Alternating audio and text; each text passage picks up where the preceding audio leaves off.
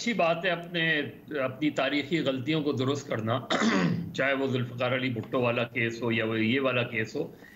लेकिन आपने रिलीफ क्या दिया शौकत अजीज सिद्दीकी को?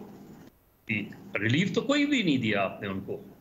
सिर्फ ये कहना काफ़ी है कि जी वो गलत था और आप जो है रिटायर्ड जज तसव्वुर होंगे। तो आपने फिर मेरा ख्याल है शौकत अजीज सिद्दीकी के साथ तो इंसाफ नहीं किया। आपने अपनी कुछ चीज़ों को दुरुस्त करने की कोशिश की कि जी जुडिशल काउंसिल को बुलाना चाहिए था। भाई नहीं बुलाया ना, तो ज्यादती की है ना किसी के साथ। तो जिन्होंने ज्यादती की है उनके बारे में क्या राय है, उनके बारे में क्यों? अब जी यही जुल्फ़िकार अली भुट्टो के केस में भाई एक जज की वजह से एक शख्स फांसी चढ़ गया। आप ये कह के सिर्फ सिंपल से ये कह के आप निकल जाएंगे? इस तरह तारीखी गलतियां दुरुस्त नहीं होती। तारीखी गलतियां दुरुस्त होती हैं जब आप ये कहते हैं कि ये गलत थे। अगर जस्टिस शौकत सिद्दीकी को आप रीइंस्टेट नहीं कर पा रहे तो आप ये कह रहे हैं कि ये तसव्वुर होंगे, तो उनके बारे में क्या है जिन्होंने गलत फैसला किया? उनके लिए तो कोई भी उनको तो कंडेम भी नहीं किया गया। भुट्टो को जिन्होंने सजा दी उनको तो कंडेम भी नहीं किया गया।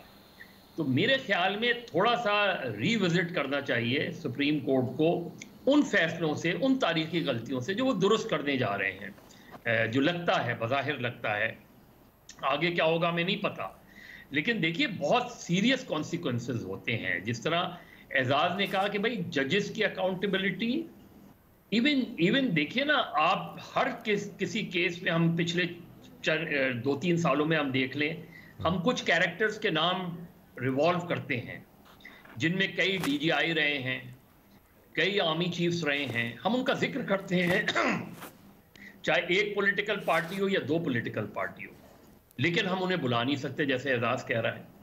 इसलिए नहीं बुला सकते कि आपकी अपनी कमजोरियां उनके हाथों में हैं। तो इसलिए आपका वे फॉरवर्ड क्या है? Truth and reconciliation commission Pakistan में कभी भी नहीं बनेगा। इसलिए नहीं बनेगा कि जो बनाने वाले लोग हैं सबसे पहले तो गिल्टी वो हैं। सबसे पहले तो उन्हें उस कमीशन में जाके अपना गिल्ट का इतराफ करना पड़ेगा।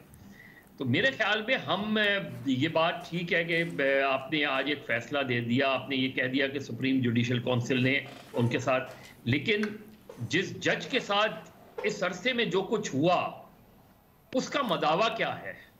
सिर्फ ये मदावा है कि आपको रिटायर्ड जज इस्लामाबाद हाई कोर्ट तस्वुर किया जाएगा या उसे रीइंस्टेट करते हैं।